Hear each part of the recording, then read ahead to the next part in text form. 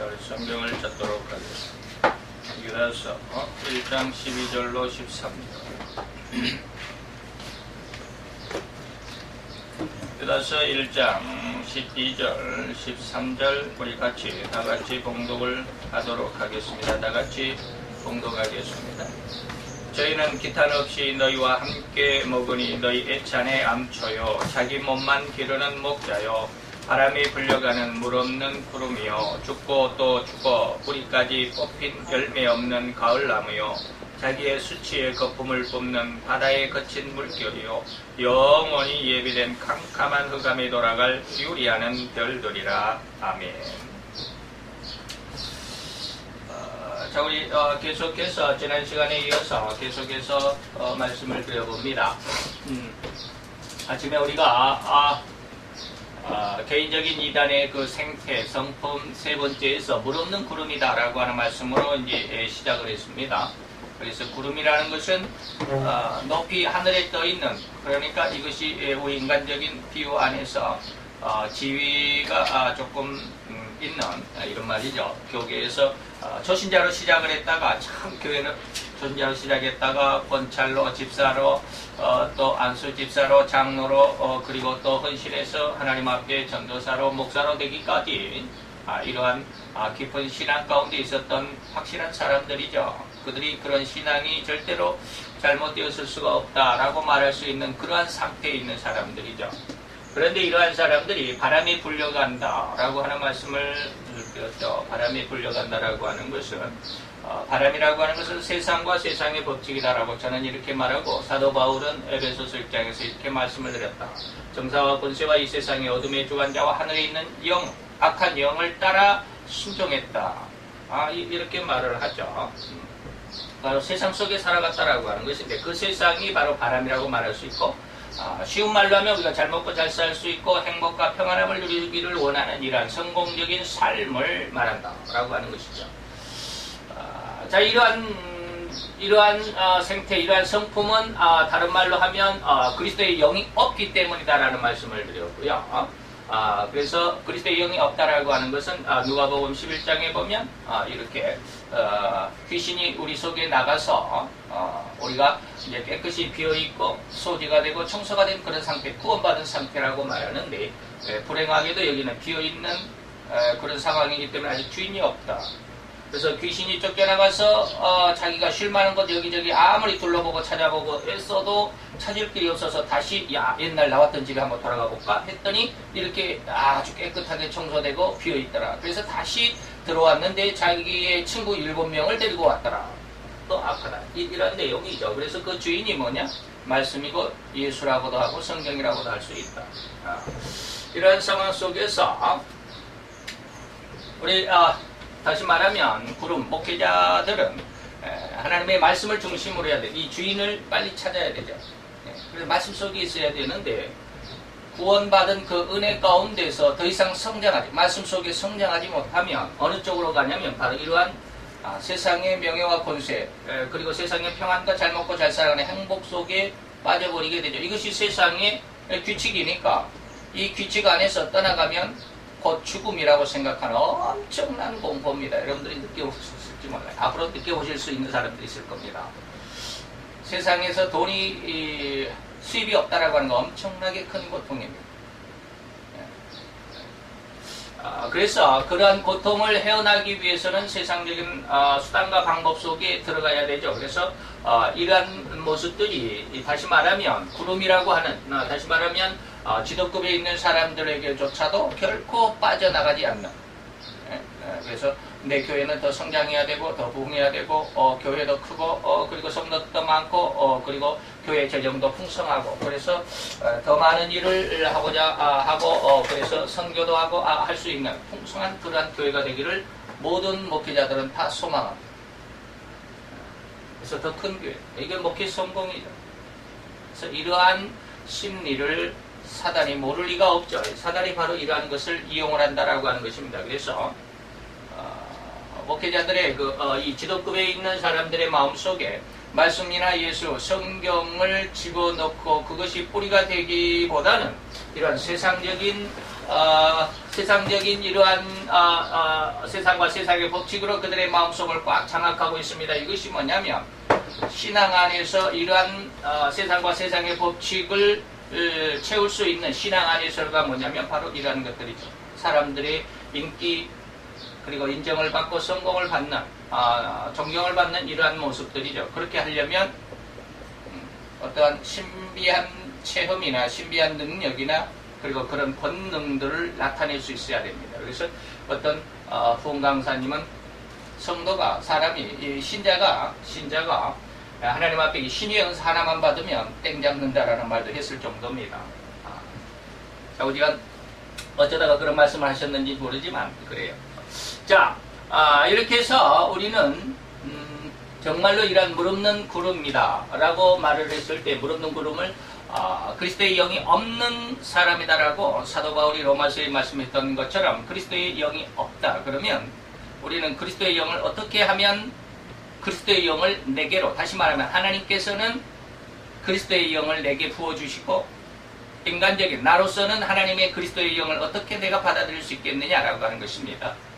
그 길이 바로 5가지가 있습니다. 성경 안에서 5가지가 있습니다. 이 길 외에는 없다라고 보는 것이 좋습니다.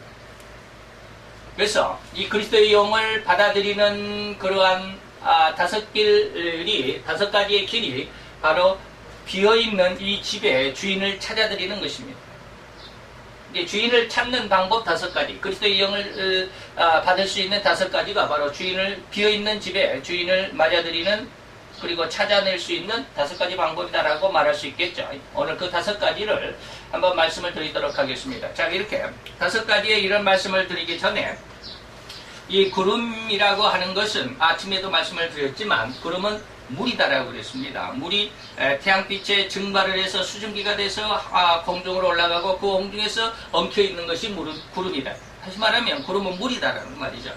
그러면 여기에서 말하는 이단적인 물이 없는, 바람에 불려가는 물이 없는 구름이라고 해서 뭐 전혀 물기가 없느냐? 그렇지도 않아요. 예. 구름은 구름이니까, 자우지간 물은 물이단 말이죠. 예. 구름은 구름이니까 물기가 전혀 물이 100% 물기가 없다 그러면 그건 구름이 아니에요. 예. 100% 물기가 없다 그러면 그건 구름이 생길 수가 없죠. 그러니까 구름은 구름인데 풍성한 구름이 없다. 다시 말하면 이러한 이단적인 그러한 지도급에 있는 자들도, 다시 말하면 이러한 설교자, 목회자, 전도사 아니면 선교사들, 설교할 수 있는 이러한 사람들, 교회 안에 이러한 지도급에 있는 사람들이 물이 없다라고 하는 것은, 다시 말하면 물은 어느 정도 있기는 있습니다. 그들도 신학을 했을 것이고 그들도 성경을 공부했을 것이고, 다시 말하면 아까 제가 맨 처음에 이들이 이러한 기독급에 오르기까지 처음 초신앙부터 시작을 했던 거란 말이에요. 어렸을 때 모태신앙이면 어렸을 때부터 엄마 뱃속에서부터 교회를 다녔을 것이고, 어렸을 때 유년 주일학교를 다녔고, 그래서 성경의 말씀을 아주 기초적인 것이지만 배웠고, 중등부, 고등부, 그리고 대학부, 청년부, 그리고 신학을 했을 수도 있고 말이죠. 신학을 해서 신학대학교를, 그리고 신학대학원을, 그리고 해외 유학까지 갔다 왔을 수도 있습니다. 그래서 엄청난 신학적인 어떠한 학문에 깊이 있는, 하나님을 아는, 그래서 원어적으로도 성서 고고학, 성서 지리학, 모든 것에 아주 능통했을 수도 있는 엄청난 그런 학문의 깊이를 가진, 박사학위를 몇 개를 가질 수도 있는 그런 사람이 됐을 수도 있습니다. 이게 뭐요? 구름이에요. 그러한 것들이, 다시 말하면 자기 어렸을 때부터 배워왔던 신앙의 그런 어떤 내용들, 그런 신앙의 어떤 기준들이 구름을 형성할 수 있는 기본적인 자세가 된다라고 하는 것이죠. 그래서 이들의 말씀은, 다시 말하면 이 구름이 떠간, 다시 말하면 교회 안에서 설교할 때는 이 구름이 어느 정도 물기는 있습니다. 나름대로 은혜는 있고, 나름대로 기적이 나타나고, 능력이 나타날 수도 있습니다. 귀신이 쫓겨나가고, 병이 나을 수도 있습니다. 네? 전혀 물 없는 구름이라고 해서 전혀 이런 기적과 능력이 나타나지 않는 것이 아니다라고 그랬습니다. 그래서 그러한 내용이 마태복음 7장 22, 3절이다, 22절, 23절이다라고 하는 말씀을 아침에 드렸고, 이러한 상황 속에서 이들의 그 설교들, 그래서 은혜를 받고 이들의 설교 속에서, 이들의 기도 속에서 귀신이 쫓겨나간 것을, 그리고 병이 나은 것을 아주 그렇게 되면 엄청난 신앙에 확 성장하는 모습이 되죠. 근데 그걸 모른다. 무엇을 몰라? 그들이 주인이 없다라는 사실을 모른다. 이렇게 엄청난 대학원을 나오고 신학대학을 나오고 신학대학원을 나오고 해외 유학을 갔다 오고 박사학위를 받았을지라도 그 사람 안에 주인이 없다라는 사실을 어떻게 우리가 밝혀낼 수 있고 어떻게 우리가 알아낼 수 있겠느냐라고 하는 거예요. 전혀 알아낼 수가 없습니다.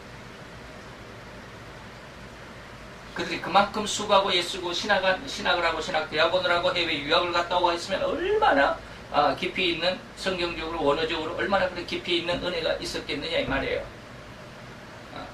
그렇기 때문에 주인이 없다라는 것을 전혀 우리는 일반적인 눈으로 우리 신앙적인 눈으로도 이걸 구별해낼 수가 없습니다.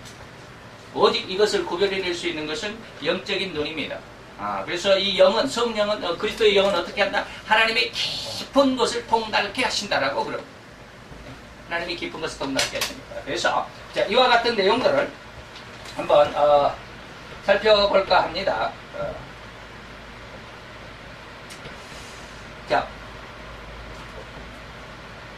그리스도의 영을 맞이할 가질 수 있는, 다시 말하면 그리스도의 영을 우리에게 끌어낼 수 있는, 우리로 하여금 하나님께서 우리에게 그리스도의 영을 충만케 하실 수 있는 귀한 은혜의 뭐라 그럴까 방법. 첫 번째가 뭐냐면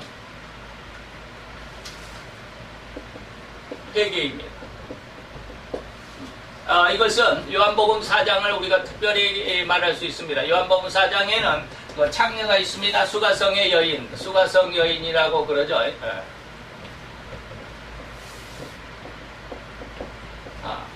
지금 수가성의 요한복음 4장 강의 시간이 아니기 때문에 이걸 제대로 알려면 아주 귀한 은혜가 여기도 있는데, 어쨌든지 수가성 여인은 어떻게 해요? 원래는 사마리아 사람이죠. 사마리아인이죠. 사마리아 사람입니다. 그래서 다시 말하면 야곱의 후손이죠. 야곱 누굽니까? 이삭의 아니죠. 이삭의 쌍둥이 아들 중에 막내 야곱이죠. 야곱이 12명의 아들을 낳는데 그 12명의 아들이 바로 오늘날 이스라엘이 12지파죠. 바로 그 12지파 중에 베냐민과 유다인가요? 베냐민 반지파하고 유다 지파만 이스라엘이 됩니다. 이스라엘. IS라고 그러면 좀 이상하네. 이스라엘이 됩니다. 그리고 나머지 10개 지파는 어떻게 돼요? 사마리아가 되죠. 여로보암을 중심으로 해서, 여기는 르호보암인데 르호보암 왕으로 중심으로 해서 이스라엘을 만들고, 여기는 여로보암을 왕으로 삼고 사마리아를 만들죠. 바로 이 안에 있었던 사람이 수가성 여인입니다. 다시 말하면 그 조상은 야곱이죠. 달리 말하면 뭐예요? 모태신앙입니다. 우리가 말하는 모태신앙입니다. 조상 대대로 하나님의 성민들이죠. 그런데도 불구하고 그는 깊은 죄악 가운데 있었죠. 5명의 남자, 그리고 현재 있는 6번째 남자도 자기 남편이 아닐 정도로 이성적인 죄에 깊이 빠져 있었으면서도 그는 매번 이 산에서, 다시 말하면 그리심산 안에서 하나님 앞에 예배드렸던 그런 내용들이죠. 그런 신자의 모습을 가지고 있었죠. 그런데 예수님이 물을 달라 그랬고, 그래서 나는 우물이 깊고 두레박도 없는데 어떻게 물을 얻습니까?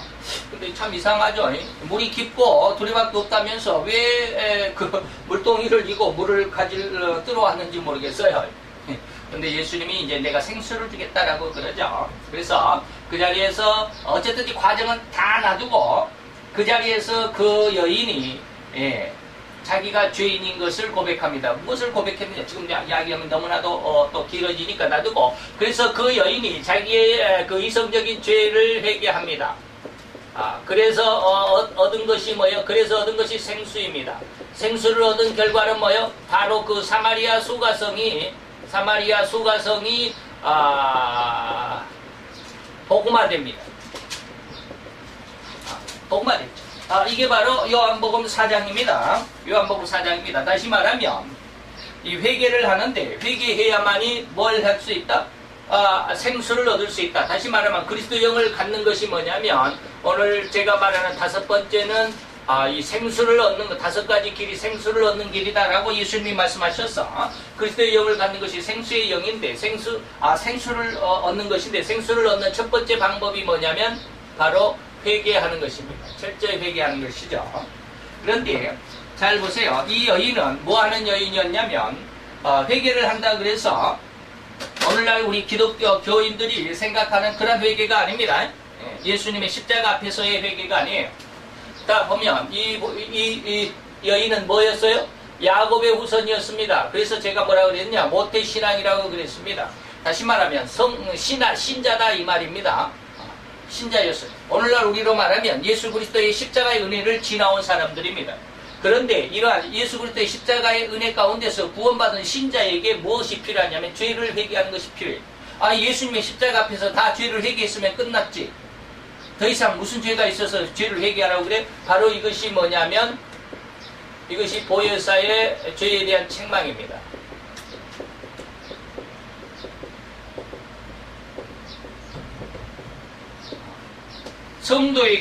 성도가 할 수 있는 우리가 불신 상황 속에서 하나님을 믿지 않는 속에서 회개하여 하나님을 믿게 되는 예수의 십자가의 은혜로 이제 멸망에서 구원을 받게 되는 그러한 회개가 아니라 신자가 하나님 앞에 생수를 얻는 회개를 해야 된다. 이게 바로 보혜사의 제1사역인 죄에 대한 책망이다 라고 하는 것입니다. 그래서 철저한 이러한 그래서 여기는 다시 말하면 예수의 십자가는 뭐라고요? 예수의 십자가는 뭐야? 구원의 은혜입니다. 그리고 보혜사 성령의 회개는 뭐요? 이것은 생수입니다. 다시 말하면 이거는 성결한 심성이 되고 성결한 삶을 살아갈 수 있는 이거 바로 거룩입니다. 청결함입니다. 이와 같은 은혜가 있죠. 그래서 이것을 생수를 얻는 방법이 바로 회개하는 것이죠. 그 다음에 두 번째입니다.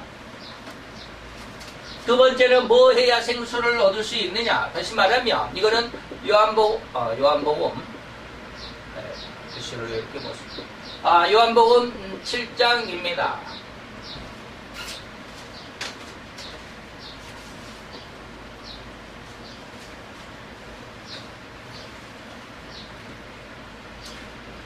요한복음 7장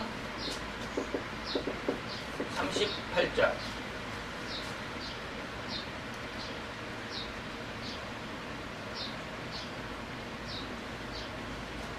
요한복음 7장 38절인데 여기에서 예수님께서 뭐라고 그랬느냐면 나를 믿는 자는 그럽니다. 나를 믿는 자는 그 배에서 뭐가 난다? 생수가 흘러날 것이다 라고 이야기합니다. 다시 말하면 예수를 믿는 것입니다. 여기서 우리가 조심해야 할 아주 중요한 내용들입니다. 예수를 믿는다라는 게 뭐냐? 나를 믿는다 그래. 예수를 믿는다라는 게 뭐냐? 우리가 예수를 믿는다라고 그러면 거의 99% 우리 신자들이 뭐라고 그러냐면 예수님의 십자가입니다. 다시 말하면 대속의 죽음을 믿는 것이다. 그래요. 이거 맞아요. 근데 이건 말고 여기서 예수님이 말씀하신 것이 뭐냐? 나를 믿는 자는 그 배에서 생수가 흘러넘치리라고 했을 때 단순하게 예수님의 십자가의 은혜가 그 대속의 보혈의 피가 나로 하여금 멸망에서 구원으로 천국으로 인도했다라고 하는 것을 믿는 그 믿음 그 자체만 가지고 이야기를 한다면 이것이 바로 생수여야 한다라고 하는 것인데 생수여야라고 한다고 하는 것인데 그렇다고 한다면 예수님의 십자가의 은혜를 믿고 구원함을 받은 다시 말하면 성도라고 하는 사람들은 모두가 다 올 이 말이죠. 모두가 다 이 생수를 얻었어야만 하는 거죠. 그렇죠? 근데 그렇지 못하고 있잖아요. 예수를 믿는 예수의 십자가의 은혜 가운데 들어오는 사람들이 모조리 다 100% 다 생수를 얻어서 아주 풍성한 성령의 충만한 삶을 그리고 죄와는 전혀 상관없는 삶을 살고 있지 않지 않느냐 이 말이 현실적으로. 그렇다고 한다면 예수님께서 나를 믿는 자는 그 배에서 생수가 넘쳐나리라고 하는 그 말 속에 나를 믿는다라고 하는 의미를 우리가 지금 잘못 이해하고 다시 말하면 하나님의 그 의미가 큰데 우리는 그 중에 한 일부분만 가지고 있지 않겠느냐 이 말입니다. 다른 말로 하면 이것은 50점이다 라고 말하는 것이죠. 50점짜리다. 나머지 50점을 찾아내야 되죠. 그래야 예수를 믿는 자가 되는 것이고 그래야 그 배에서 생수가 넘쳐나게 된다라고 하는 것입니다. 무슨 말인지 이해를 하실 수 있어야 합니다. 그래서 나를 믿는 자를 그냥 한번 읽고 지나가 버리면 아무 의미를 찾아낼 수 없습니다. 나를 믿는 자는 그 배에서 생수가 흘러나리라. 예수님의 십자가의 은혜. 그래서 요한복음 여기 7장인데 6장에서도 그랬어요. 요한복음 6장에서는 뭐라고 그랬어요? 6장에서는 뭐라고 그랬냐면 오병이어의 사건 속에서 뭐라고 그랬냐면 내 피와 내 살을 먹어야 된다라고 그렇게 했어요. 내 피와 내 살을 먹어야 된다. 그래야 생명이 있다. 그때 이 피는 뭐요? 그때 이 피는 바로 예수님의 이것을 말합니다. 예수님의 십자가의 대속의 은혜를 말합니다. 내 살을 먹는다라고 하는 것은 바로 성경 말씀인데 예수님이 육신이 말씀이신 하나님이 육신을 입고 오셨다. 그래서 말씀 성경이 곧 예수님인데 그러면 오늘 6장에서 말하는 내 피와 내 살을 먹는다라고 하는 것은 예수님의 대속의 은혜, 십자가의 은혜를 믿는 거예요. 피를 믿는 거는 예수님의 대속의 은혜를 얻는 거예요. 그런데 이 말이 7장으로 넘어와서는 뭐냐면 나를 믿는 자가 그 배에서 생수가 넘쳐난다라고 하는 것은 6장과는 좀 차원이 다릅니다. 예수님의 피를 믿는 것과 예수님이 나를 믿어야 된다라고 하는 말과는 좀 더 그 의미가 다르다라고 하는 것입니다. 그렇죠? 자, 그렇다고 한다면 예수를 믿는다라고 하는 것이 도대체 뭐냐라고 하는 것이죠. 예수를 믿는다라고 하는 것이에요. 그런데 이 예수님이 나를 믿는다라고 하는 것을 했을 때 예수님의 십자가의 피, 분명히 그것도 있지만 그것은 이제 50점짜리밖에 안 된다. 그래서 나머지 50점을 찾아야 되는데 그 50점이 어디가 있느냐면 예수님께서 죽으시면서 제자들에게 그런 말씀을 했죠. 내가 가야 너희들에게 큰 유익이 오는데 그 유익이 뭐냐면 바로 보혜사를 내가 보내줄게 라고 이렇게 약속을 하셨습니다. 보혜사 성령을 보내주신다.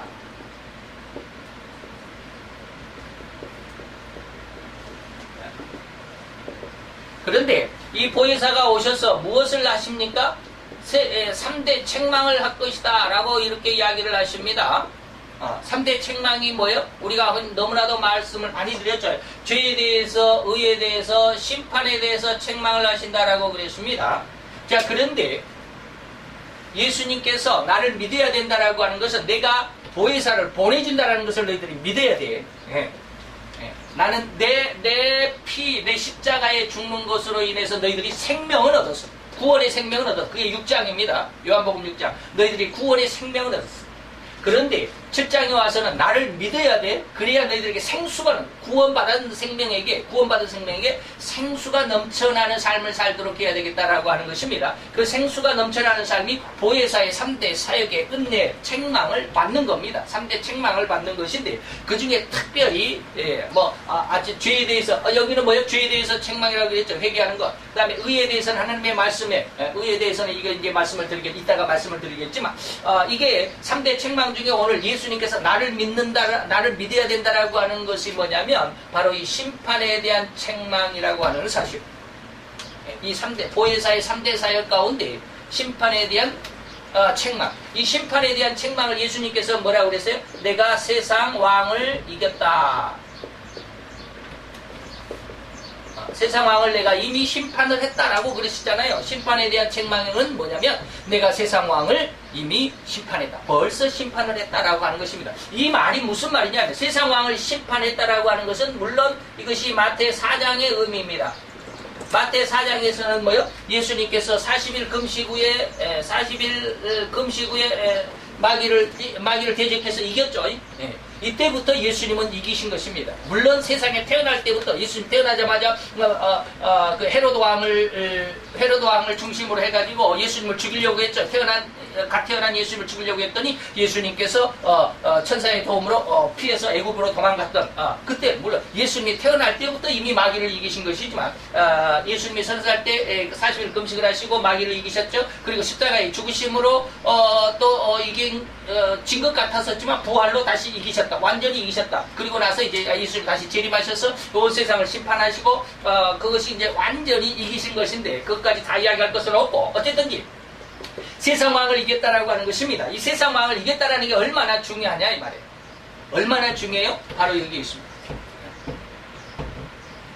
세상과 세상의 법칙을 이기는 것입니다. 다시 말하면 바울이 요한복음에 이야기했던 우리 온 인류를 장악하고 있는 세상의 주인이 누구냐면 정사와 권세와 이 어둠의 세상 주관자와 하늘에 있는 악한 영입니다.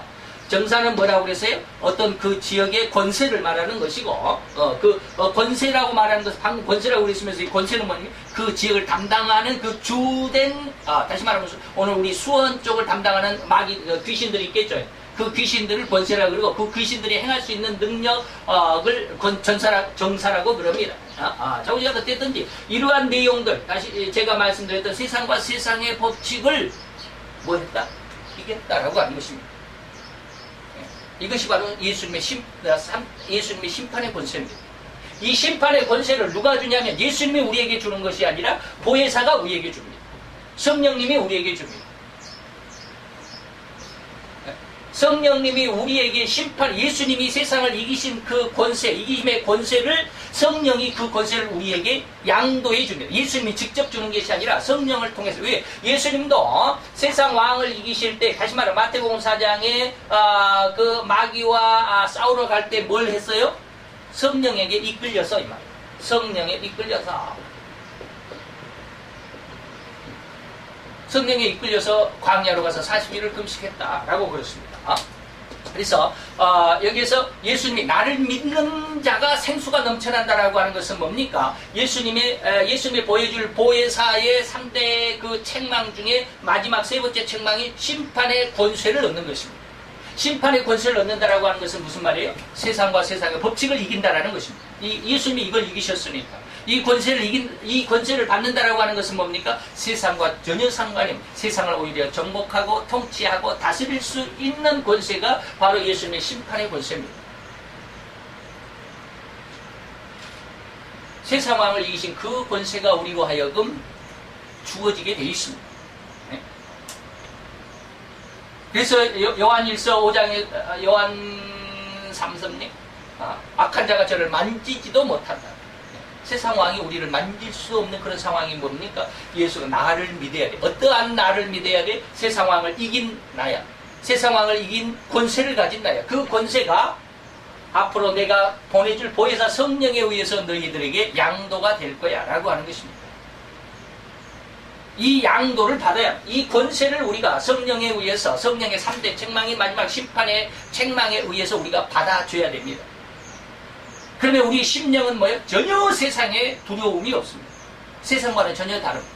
세상과 전혀 우리는 아까 우리가 뭐예요? 이렇게 잘 먹고 잘 살기 위해서 세상과 세상의 법칙에 무릎을 꿇을 수밖에 없고 바울이 말하는 정사와 권세와 이 어둠의 세상 주관자들과 하늘에 있는 악한 영에 굴복할 수밖에 없고 그를 따를 수밖에 없는 허물과 죄로 죽은 우리들의 모습이었는데 이러한 모습이 아니라 이제는 세상의 이러한 세상과 세상의 법칙을 정복하고 다스릴 수 있는 그런 권세를 갖게 된다. 세상과 전혀 이제 초월된 하나님의 영의 어떤 그런 신앙을 갖게 된다. 이러한 나인 것을 믿으라라고 하는 것입니다.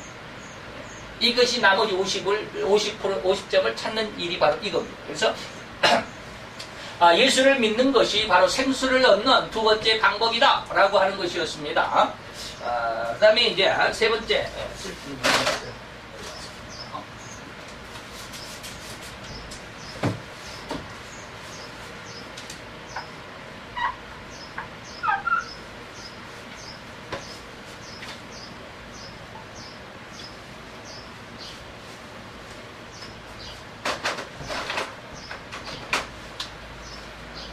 세 번째는 뭐냐면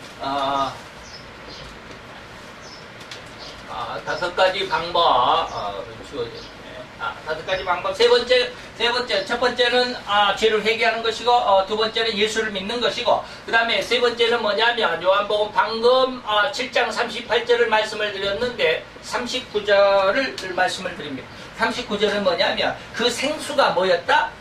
성령의 충만함이다 라고 말합니다. 39절에 뭐 똑같은 말이에요. 나를 믿는 자는 그 배에서 생수가 넘쳐나리니 이것은 무엇이었다? 성령의 충만함. 성령이다. 다시 말하면 성령 충만을 받으면 생수가 넘쳐납니다. 자, 그런데 우리는 이 성령의 충만함이 뭔지를 잘 모르잖아요. 어떻게 해야 성령의 충만함을 받는지를 잘 모를 경우가 너무 많습니다. 자, 그런데 이 성령의 충만함에 대해서 우리가 잘 한번 생각을 해볼 수 있어요. 성령의 충만함이 뭐냐? 어떤 게 성령의 충만함이냐라고 하는 것이죠. 많은 분들이 그냥 일반적으로 예수를 믿는 사람, 목사님들까지라도 성령의 충만함이라고 하는 것은 그냥 기도할 때 그냥 목이 쉬도록 기도해야 성령이 충만한 줄 알아요. 그리고 교회에 아주 충성하고 그리고 교회에 헌신적으로 교회에 충성하고 봉사할 수 있어야 그게 성령이 충만인 줄 알아요. 그래서 성령이 충만해야 교회에 봉사할 수도 있고, 성령이 충만해야 신앙생활을 잘할 수도 있고, 성령이 충만해야 귀신들을 쫓아낼 수 있고, 성령이 충만해야 병을 고칠 수도 있다라고 이렇게 성령의 충만함에 대해서 이야기를 하는데, 물론 그렇죠. 근데 그거는 이건 50점짜리도 안 돼. 그렇게 이야기하는 것은 50점짜리도 안 돼. 그건 뭐 한 10점 정도밖에 안 돼요. 성령의 충만이라고 하는 것을 그렇게 이야기해서는 안 된다라는 거예요. 맞기는 맞는데 100점이 아니다. 이건 한 10점 정도밖에 안 돼요. 그러면 성령의 충만함이라고 하는 것은 뭡니까? 다시 말하면 성령의 충만함은, 이 성령의 충만함을 누가 주냐 이 말이에요. 주체가 누구예요? 주체는 절대 하나님입니다. 하나님이 주시는 거죠. 오로지 하나님만이 성령의 충만을 주십니다. 그래서 로이드 존스 목사님은 이렇게 이야기합니다. 여기에서 첫째로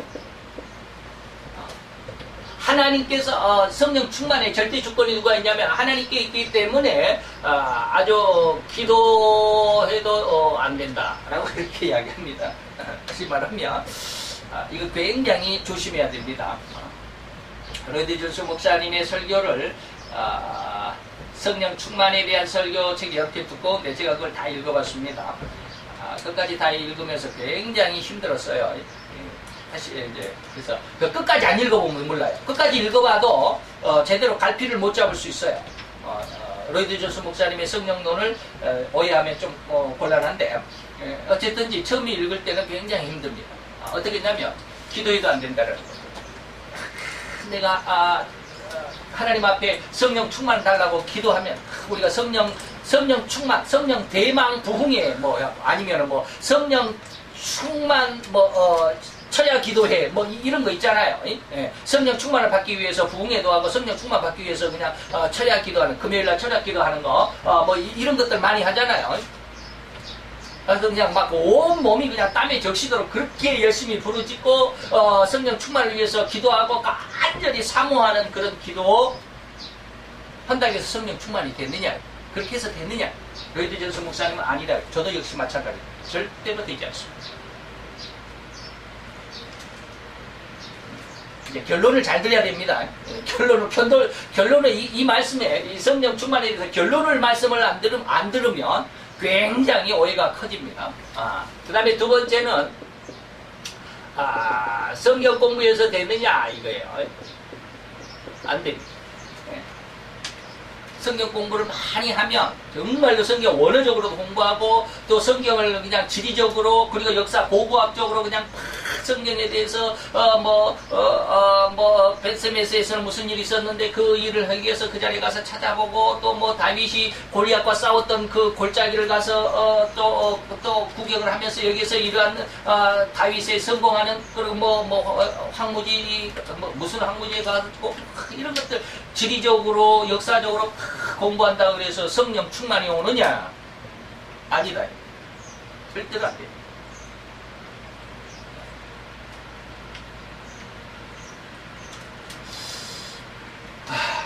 성경도 말씀 공부도 안 되고 기도도 아니다라고 그러면 그럼 뭐냐 이 말이에요. 뭐냐?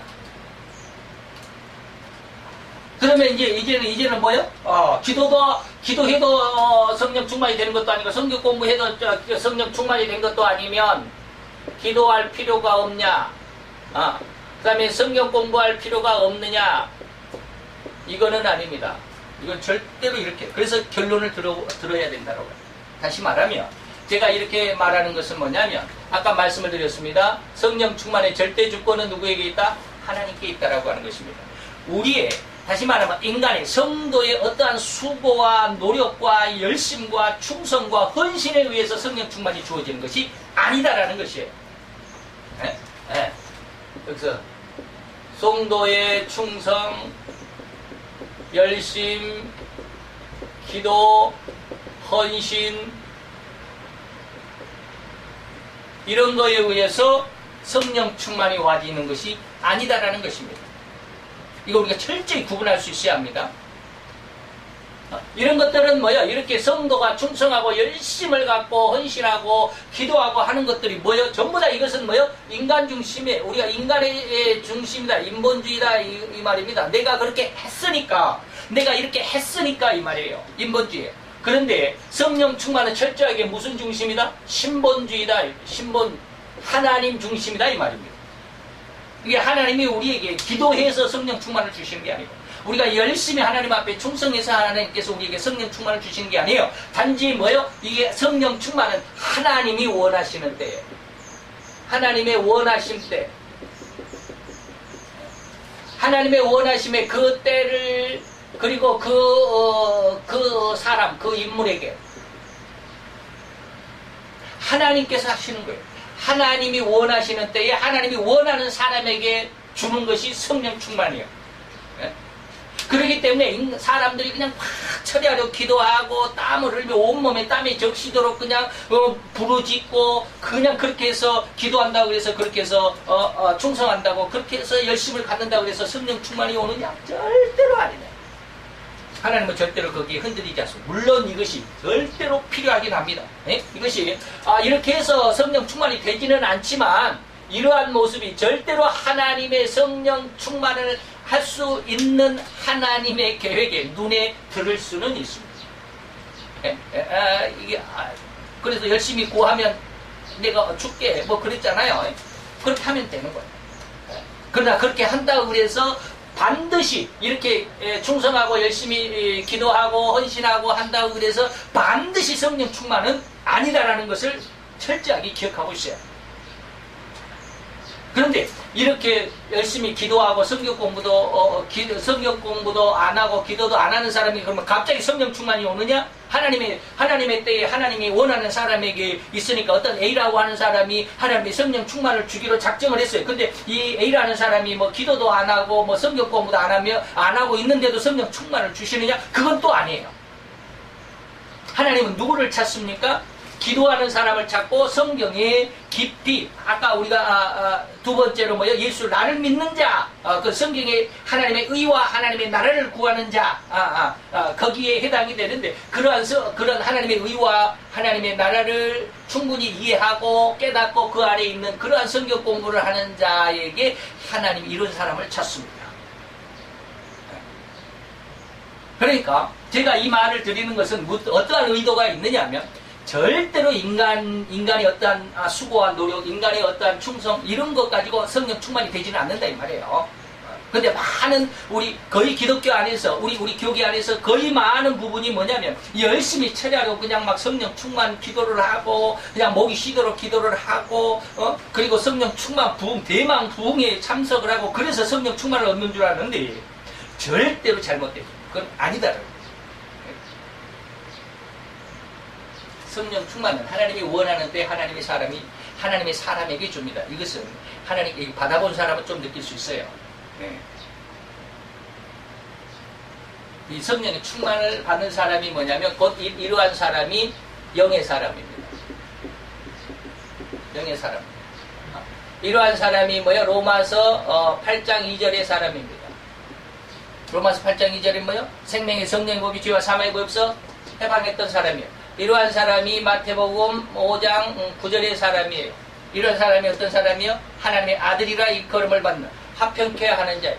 모든 모든 세상과 화평케 하는 그런 능력을 가진 자야.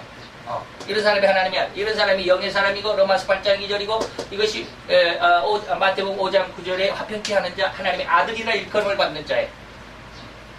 이런 사람이 사도행전 2장 4절에 성령의 충만함을 받는 사람들이.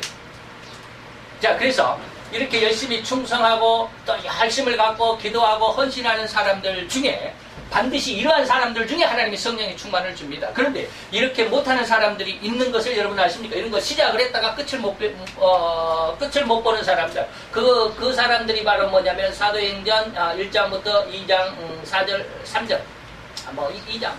2장까지 이 내용. 고린도전서에 보면, 고린도전서 11장인가에 보면, 몇 장인지 모르겠네. 고린도전서에 보면 예수님의 승천을 목격한 사람들이 뭐예요? 예수 승천을 목격한 사람 500명이다 그랬어요.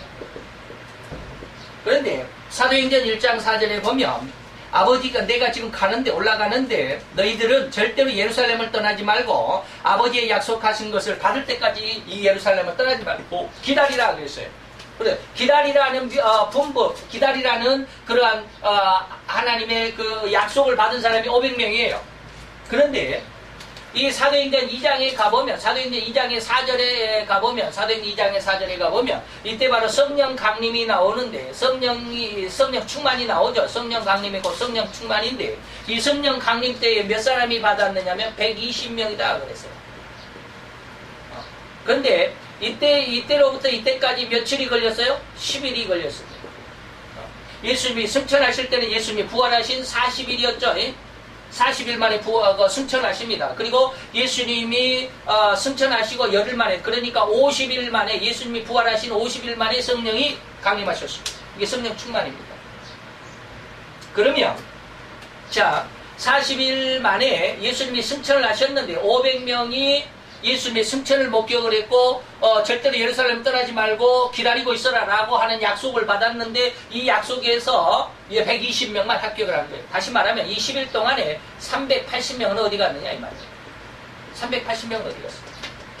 이런 사람들은 이 약속을, 다시 말하면 성령 충만의 약속을 받기는 했지만 인내하지 못한 사람이에요. 다시 말하면 여러분들이 지금 기도를 열심히 그냥 땀 흘리도록 기도를 하고 철학 기도를 하고 뭐 성령 대망 뭐 그런 부흥회 그런 기도회 막 그렇게 아주 그냥 몇 년을 매주 금요일마다 그런 부흥회를 쫓아다니면서까지라도 이렇게 했는데도 성령 세례가 없다, 성령 충만이 없다라고 할지라도 뭐 하지 말라?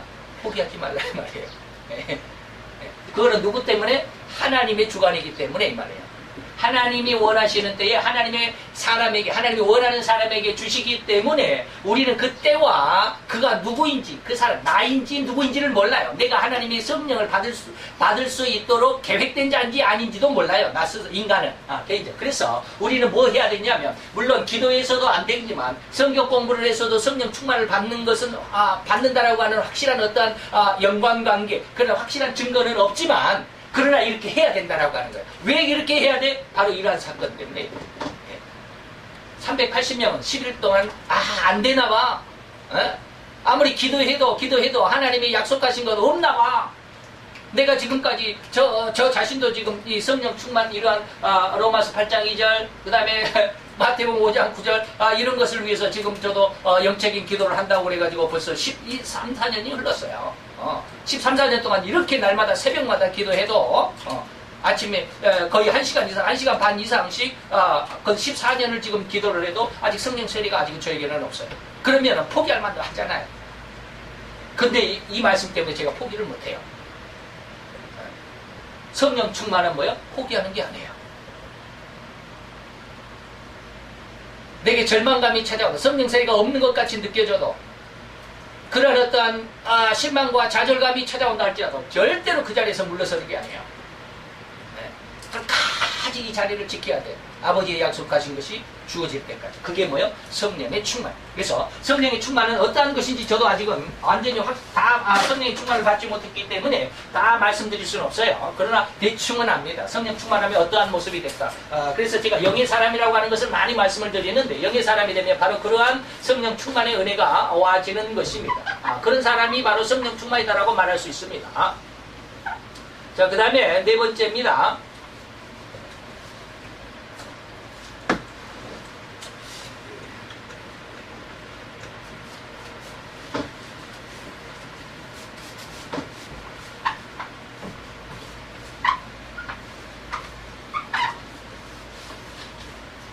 네 번째가 조금 어려운데 네 번째가 뭐냐면 말씀입니다.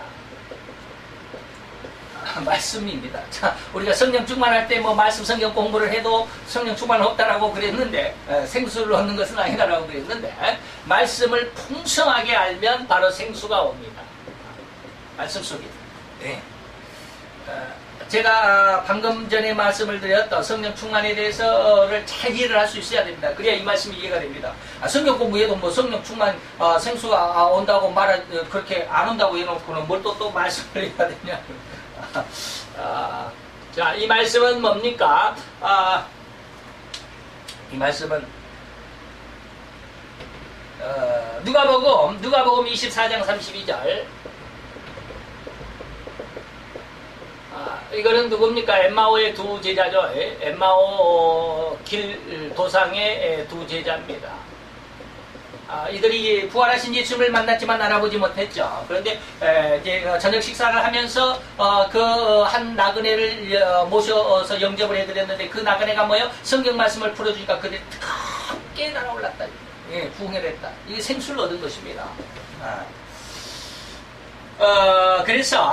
그래서 우리는 마태복음 6장 24절부터인가 25절부터인가 그러죠. 24절부터인가 25절부터인가 그러는데 33절까지 내용 안에서 뭐가 있느냐 하면 너희는 먼저 그의 의와 그의 나라를 구하라 이렇게 합니다.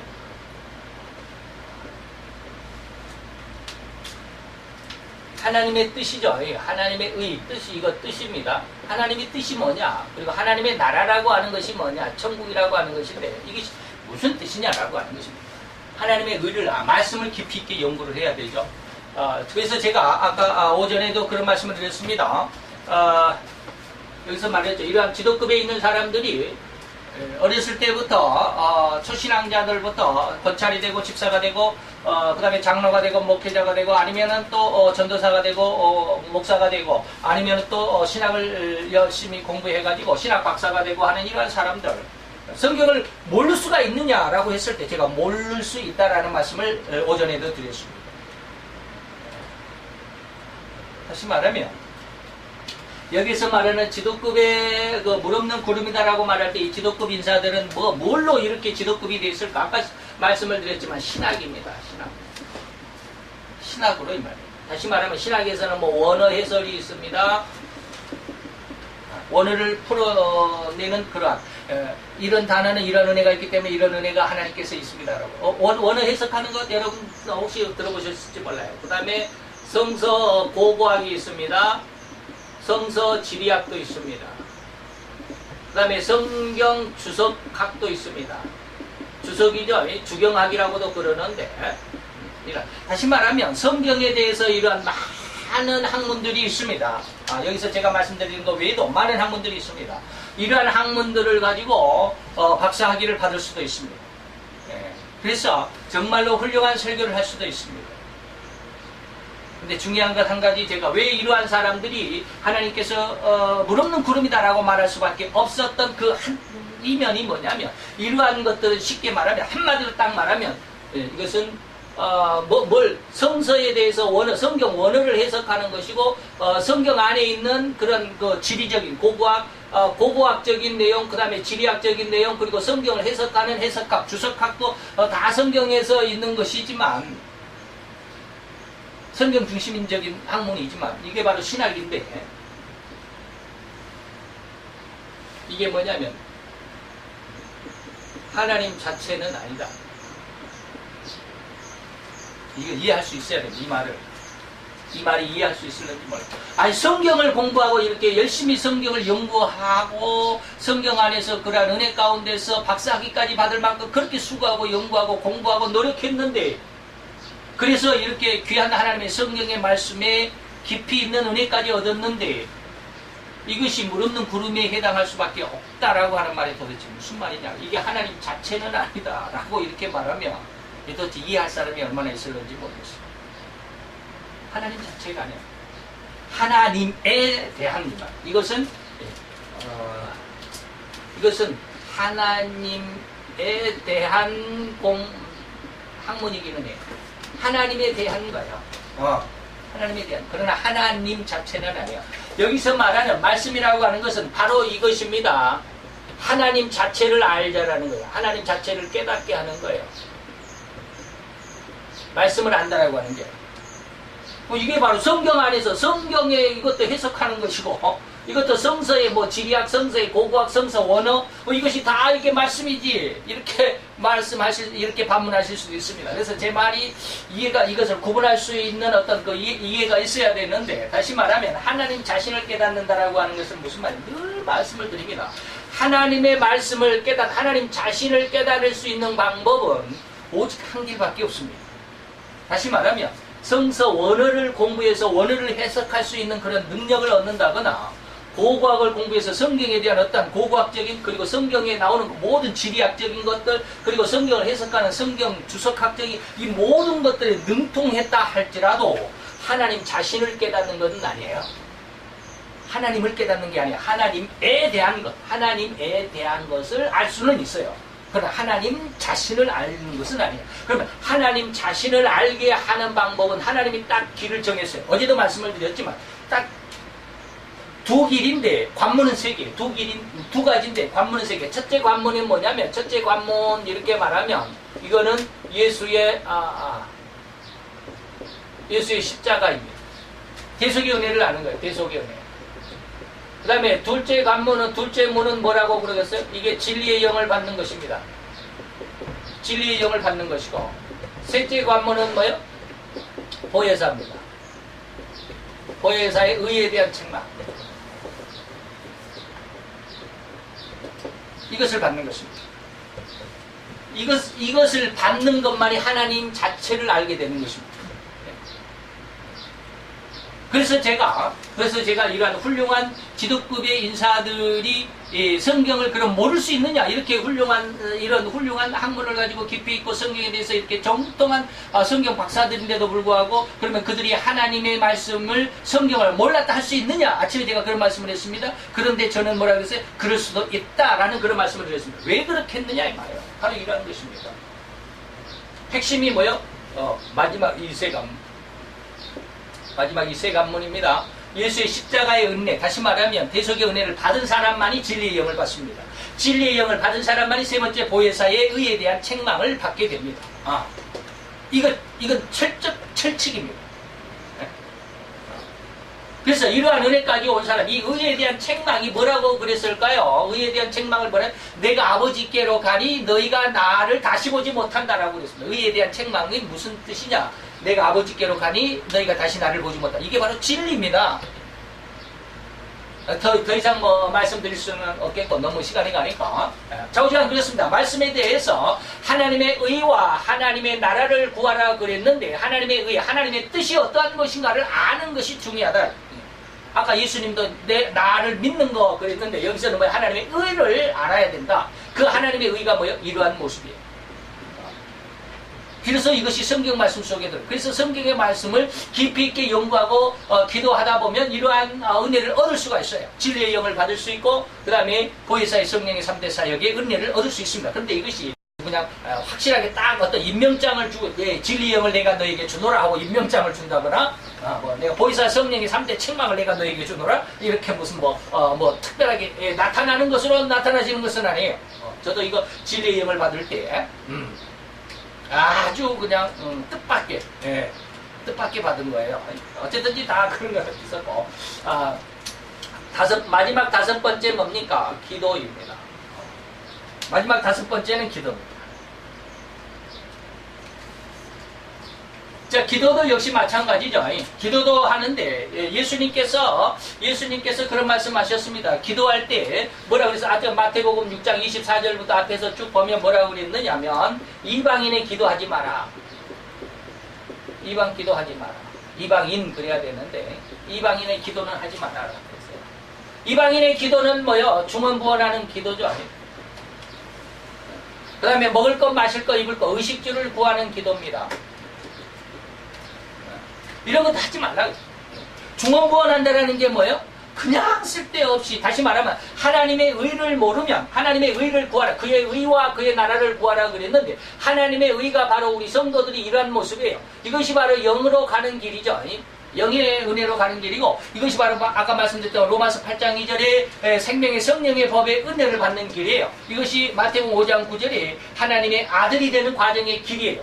이러한 과정의 길 안에서 기도를 해야 되는데, 우리는 그러지 아니하고, 우리가 기도하는 것은 뭐예요? 전부 다 여기에 있습니다. 신비한 어떤 체험, 쇼킹한 어떤 능력이나 권능, 그래서 귀신을 쫓아내고 병든 자를 일으키고 어떤 사람들을 그냥 아주 그냥 우아하게 흥분하게 하고 그냥 기분을 업시키게 할 수 있는 이런 어떤 외형적인 나타내는, 그래서 하나님에게 내게 그 영적인 권능을 달라고, 왜 귀신을 한번 쫓아내보고 싶어서, 어떤 하나님께서 내게 어떤 신유의 은사를 달라고, 왜 내가 많은 사람들을 병을 고쳐가지고 많은 사람들이 인기를 한번 얻어보려고, 이런 것들을 위해서 기도하는 것이 뭐예요? 중언부언하는 거예요. 하나님의 뜻에 맞지 않는 거잖아요.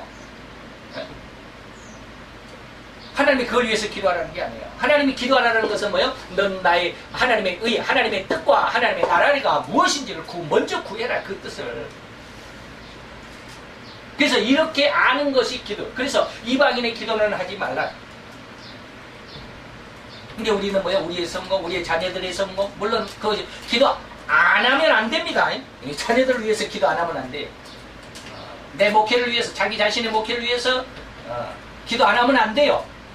근데 그 기도의 방향이 뭐예요? 방향이 뭐예요? 하나님의 의 안에서, 하나님의 나라 안에서 이루어져야 되는데, 무조건 잘 되기를 바라는 거예요. 무조건 성공하기를 바라는 거예요. 무조건 학교에 신학대학 가기를 바라고, 무조건 학교에서 그냥 좋은 성적 받기를 바라고, 좋은 직장 얻기를 바라고, 연봉이 높은데 취직되기를 바라는 그러한 기도를 하고 있다 이 말이에요. 그러한 기도는 뭐예요? 전부 의식주의 구함. 무엇을 먹을까 마실까, 무엇을 입을까 하는 그런 구함이에요. 정말 하나님이 원하는 기도가 무엇인지를 우리는 알아야 되겠죠.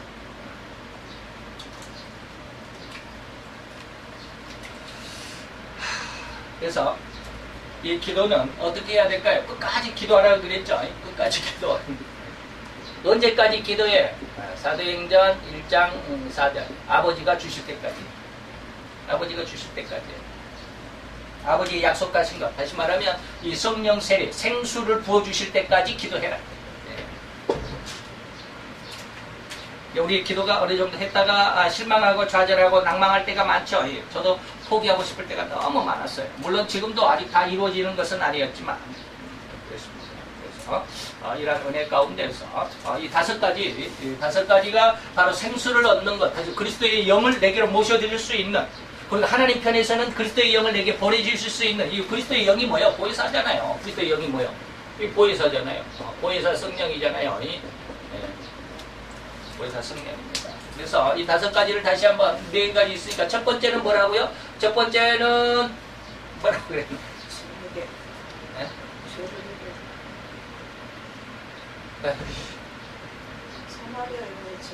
회개. 두 번째는 뭐라고 그래요? 두 번째는 예수 믿는 거. 예수를 믿음. 세 번째는 뭐요? 성령 충만. 그리고 네 번째가 말씀, 다섯 번째가 기도. 다 성경 이해는 되죠? 제목만 보면 이해는 되죠? 아, 그래야 되는구나. 다 이해할 수 있습니다. 그런데 이거 하기가 그렇게 쉬운 게 아닙니다. 그래서 여러분들의 평생을 거쳐서 하나님이 그렇게 하나님 앞에 이렇게 회개하고 예수를 믿는 믿음 안에서, 그 다음에 성령 충만을 위해서, 그 다음에 말씀과 기도 속에 있으면 반드시 하나님은 주십니다. 이것을 구하라고 가는 거예요. 이것을 찾으라고 가는 거예요. 이것을 위해서 문을 두드리라고 하시는 거예요. 엉뚱한 데 가서 문을 두드려. 다른 집 가서 문 두드리면 안 되죠. 이런 거, 어떤, 이런 그 권능이나 능력, 이런 귀신 쫓아내고, 병 고치고, 하는, 이러한 거 방언하고, 이러한 것들을 위해서, 기도하기보다는, 우리가 오늘 말씀드렸던 다섯 가지를 위해서 여러분들이 일생을 헌신하고, 충성하고, 여기에서 열심을 갖게 되면, 하나님의 생수, 다시 말하면 그리스도의 영은 반드시 여러분들에게 풍성하게 주어질 것입니다. 이게 하나님의 약속입니다. 제 말이 아니라 하나님의 약속입니다. 그 하나님 가운데 있기를 바라고, 우리 다 같이 기도.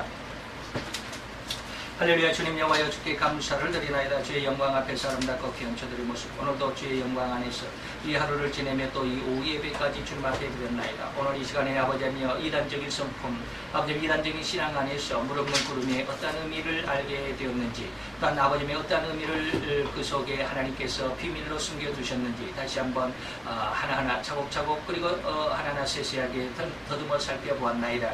우리에게 이러한 은혜와 은총으로 덧입혀 주시고, 마지막으로 말씀드렸던 아버지며 우리가 하나님의 그 생수를 얻는 무릎는 구름이 아니라 물 있는 구름이 되고, 바람에 밀려 떠내려가는 것이 아니라 어떠한 환난과 역경과 큰 풍파, 큰 파도라 할지라도 결코 떠내려가지 아니하고 굳건히 그 자리를 지켜 하나님의 영광을 드러낼 수 있는 하나님의 아들로 딸로 귀한 신앙으로 나타나는 그리스도의 영에 충만한 자의 모습, 회개하고 하나님 예수 그리스도를 믿는 믿음 안에 성령의 충만함과 말씀과 기도 속에 열심하는 귀한 믿음의 자녀들, 하나님의 백성들, 하나님의 성도들이 되게 도와주시옵소서. 이 안에서 결코 떠나가지 않게 하시고, 하나님의 아버지 하나님의 약속하신 것을 받을 때까지 포기나 절망이나 좌절의 그 엄청난 폭풍우가 몰아친다 할지라도 흔들리지 않게 하여 주시옵소서. 예수 그리스도 이름으로 감사와 기도드려 사옵나이다.